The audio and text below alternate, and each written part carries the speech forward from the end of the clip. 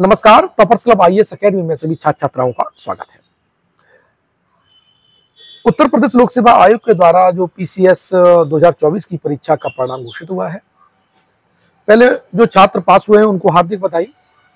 लेकिन आज ये वीडियो उनके लिए नहीं है, ये वीडियो है उन छात्रों के लिए जो संवैधानिक तरीके से जायज मांगों की तरह से अपनी बात आयोग के सामने रख रहे हैं, उस वक्त डिमांड रख रहे हैं कि भाई देखो रिजल्ट आपने घोषित कर दिया है, आपने रिवाइज आंसर की जारी नहीं की है। निश्चित रूप से आयोग को ये आंसर की जारी करनी चाहिए और मैं और टॉपर्स क्लब आईएएस एकेडमी इस आंदोलन में, इस विचार में उन छात्रों के साथ में है। और मुझे लगता है जो पास हुए भी है ना, उनको भी इस आंदोलन में साथ में रहना चाहिए। सबसे बड़ी बात यह है कि आयोग कहता है कि हम पारदर्शी तरीके से हम परीक्षा करा रहे हैं, आंसर तैयार कर रहे हैं।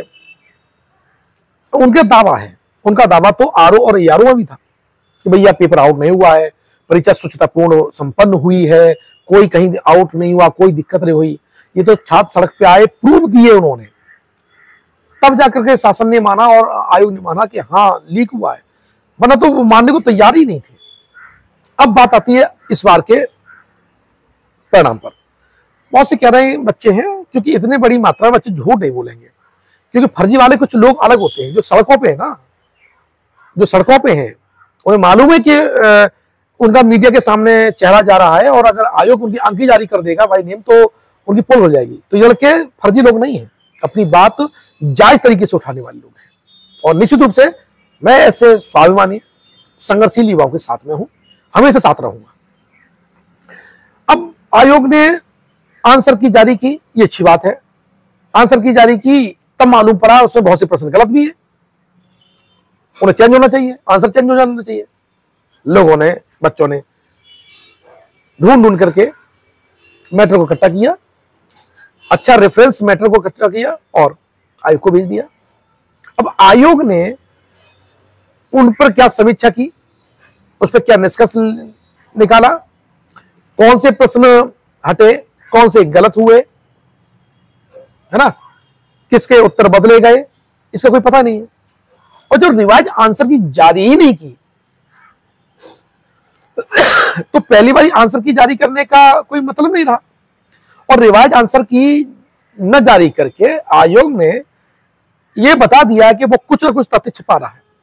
सीधी सी बात है। अब ये क्या हम बाद में जारी करेंगे, तो ये कोई मतलब थोड़ी होता है। अगर आप पारदर्शी हो, सब कुछ आपके अच्छा है, तो जारी करने में क्या दिक्कत है, पहली बात है। तो मैं इसमें बच्चों की मांग के साथ हूं और उनकी मांग बिल्कुल जायज भी है। दूसरा, आज के टाइम में जो मध्यम परिवार से, ग्रामीण पृष्ठभूमि से जो बच्चे बच्चियां आती हैं, उनके लिए ये परीक्षा बहुत महत्वपूर्ण होती है। पद प्रतिष्ठा और अपने परिवार को आगे बढ़ाने में और खुद के विकास में उनके लिए ये जो परीक्षा है बहुत एक मानिए जीवन एक लक्ष्य होती है। बहुत से लोग तो केवल इसको लक्ष्य मानते हैं और मानना भी चाहिए। मैं ये कह रहा हूं, सबके अपने अपने मूल्य हो सकते हैं। ऐसे में जब आप मालूम पड़ता है कि आप करके आए और पेपर में कुछ प्रश्न गलत हुए और उसकी वजह से मैं बाहर हो गया, मेरी गलती क्या इसमें?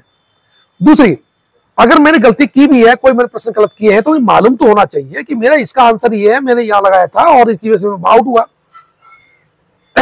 घर वाले, रिश्तेदार, मित्र कितने क्वेश्चन डालते हैं बच्चों के ऊपर। बच्चे निराशा की दौर से गुजरते हैं, मैंने देखा है, परेशान होते हैं। वो मित्रों से फोन नहीं करते, रिश्तेदारों को फोन नहीं करते हैं कि कोई ताना ना मार दे कि बच्चे क्या कर रहे हो, कब तक पढ़ते रहोगे। ये मैं वो बात बता रहा हूं जो हर एक बच्चा फेस करता है, मैंने फेस की है, ठीक है। तो रिवाइज आंसर की न जारी करने से अपना मूल्यांकन नहीं हो पाता, अपनी गलतियों का एहसास नहीं हो पाता। और आयोग ने कहां गलती की है, सीधी सी बात है। बच्चों को बताने से बेहतर आयोग ये समझता है कि अपनी गलती छुपा लो। संघ लोक सेवा आयोग में कभी प्रश्न को लेकर और उसके उत्तर को लेकर विवाद नहीं होता। उत्तर प्रदेश लोक सेवा आयोग में ये आए दिन होता है, 5-6 साल से तो बहुत ज्यादा होने लगा है। दूसरा, उनके नाम उजागर होने चाहिए, उन धूर्तों के जो विद्वान होने का दावा करते हैं और वो आयोग में प्रश्न पत्र बनाते हैं और गलत प्रश्न बनाते हैं, गलत प्रश्न बनाते हैं।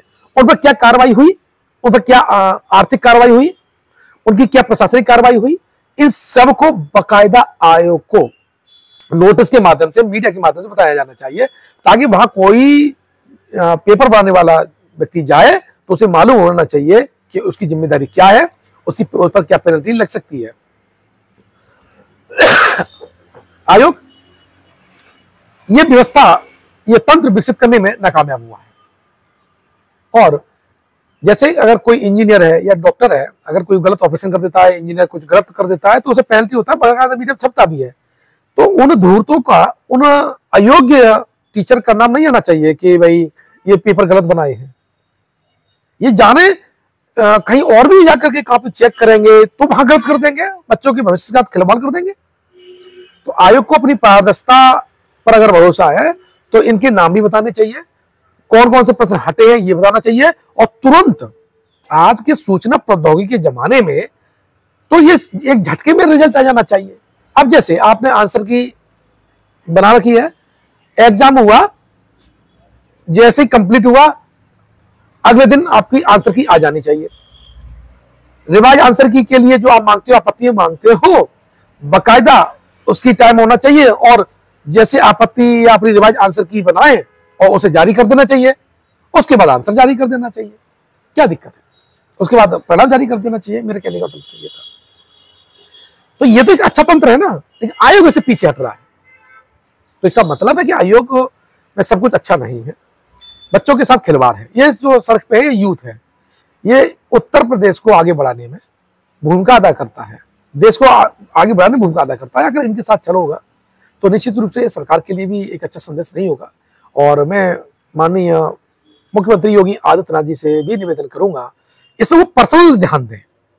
शासन प्रशासन का तो ठीक है, लेकिन एक जिस तरह से आपने कुंभ का एक क्राउड मैनेजमेंट वाला एक अच्छा अपनाया, आपने कुंभ में जिस तरह से मैनेजमेंट लगा करके पूरा एक सफल आयोजन किया। मैं बता रहा हूँ, इतनी भीड़ को मैनेजमेंट करना आसान नहीं होता है। एज ए प्रशासन की दृष्टि से भी मैंने देखा है, और मैं प्रशासन का हिस्सा रहा।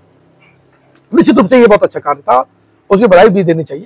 तो मुख्यमंत्री योगी आदित्यनाथ को इन बच्चों को सुनना चाहिए, इनके बिंदुओं को समझना चाहिए, और आयोग में पारदर्शिता हो, इनकी मांगों को मानते हुए, स्वीकार करते हुए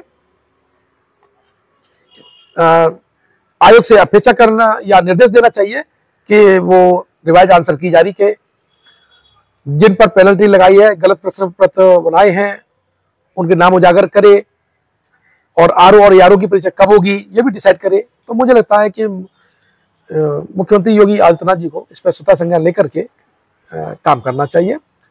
हालांकि वो जिम्मेदार हैं और इस बात को सोच रहे होंगे, लेकिन अब बच्चे सड़क पर आए, उपद्रव मचाए, आवाज उठाए, फिर आप निर्णय लेंगे, तो मुझे लगता है कि थोड़ा सा बच्चों में नाराजगी रहेगी। इसीलिए राज्यपाल महोदया और मुख्यमंत्री महोदय से ये निवेदन है कि वो बच्चों को सुने। ये युवा हैं, इनके लिए कैरियर बहुत महत्वपूर्ण होता है, और ये कोई माफिया नहीं है, ये कोई उपद्रवी नहीं है, ये कोई संगठित अपराध करने वाले लोग नहीं हैं। ये संवैधानिक तरीके से अपनी बात रखने वाले, आयोग के सामने जाने वाले, ये प्रशासनिक अधिकारी तैयारी करने वाले लोग हैं। इसमें ये कहो कि ये उपद्रवी लोग हैं, नेता हैं, नेताओं से प्रभावित है, ऐसा नहीं है। इसमें सही ये हो सकता है किसी पार्टी को फॉलो करते हो, कुछ लोग हो भी सकते हैं, मैं ये नहीं कह रहा हूँ, लेकिन अधिकांश जो सड़कों पर बेटा और बेटियां हैं वो अपने हक के हुकूक के लिए लड़ रहे हैं। तो इस आंदोलन में मैं टॉपर्स क्लब IAS अकेडमी और वो सभी लोग जो तैयारी करने का मर्म जानते हैं, दर्द जानते हैं, सपोर्ट करेंगे, हमेशा करेंगे। और आयोग के अध्यक्ष श्री नित्य महोदय से भी निवेदन है कि रिवाइज आंसर की जारी करें। ये अब नहीं चल पाएगा कि पारदर्शिता की पूर्ण हम कार्य करते हैं, वो दिखना भी चाहिए। मिलते हैं नेक्स्ट वीडियो में, धन्यवाद।